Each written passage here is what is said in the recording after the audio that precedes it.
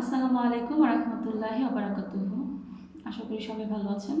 আমি আলহামদুলিল্লাহ ভালো আছি, তবে কিছুটা বিভ্রান্তির মধ্যে আছি।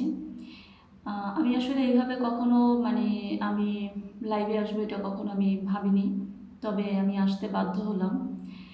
আমার একটা ভিডিও সোশ্যাল মিডিয়াতে মানে খুবই মানে আলোচনায় আসছে। সেই ভিডিওটা রফিকুল ইসলাম মাদানী হুজুরকে নিয়ে। আসলে ভিডিওটা এমনভাবে করা হয়েছে বা এমনভাবে প্রচার করা হচ্ছে টিকটক, ইউটিউব সব জায়গাতে যে আমি নাকি রফিকুল ইসলাম মাদানীর প্রথম ওয়াইফ। আসলে ওই ভিডিওটা আমার ফেব্রুয়ারির মাসে করা হয়েছিল লাভগুরু প্রোগ্রামে গিয়ে। আর ওখানে আমি আমার হাজব্যান্ডের কথা বলেছি। আমার দুটি কন্যা সন্তান হওয়ার পর আমার ডিভোর্স হয়। এই এই ব্যাপারে কথা হয়েছিল আমার। এই ব্যাপারে এই প্রোগ্রামটা আমার ছোটোবেলার লাইফের কিছু কাহিনী ছিল, আমার বড়বেলার লাইফের কিছু কাহিনী ছিল। সেই কাহিনীগুলোকে নিয়েই কিন্তু আমার ইন্তেজার ভাইয়ের প্রোগ্রামে আমার এই প্রোগ্রামটা করা হয়, যেটা লাভগুরু প্রোগ্রাম নামে আমরা সবাই জানি। কিন্তু ওখান থেকে আমার এই ভিডিওটা কাট করে নিয়ে এটা রফিকুল ইসলাম মাদানীর প্রথম ওয়াইফ।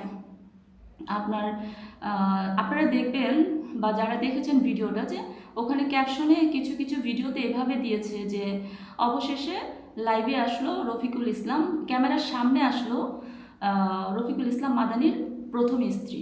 আসলে আমি যে আমার ভিডিওটা যখন আমি করেছি ওখানে আমি রফিকুল ইসলাম মাদানীর নাম কি আমি নিয়েছিলাম?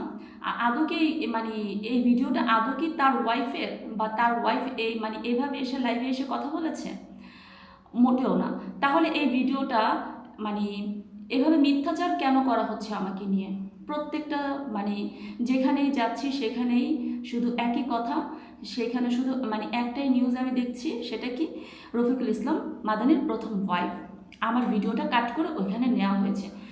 আসলে আপনারা একটু যাচাই করবেন আমার কাছে ফুল ভিডিওটা, যেহেতু ভিডিওটা আমার নিজের, আর সোশ্যাল মিডিয়াতে আমার ইতিমধ্যে 5টা ভিডিও আছে।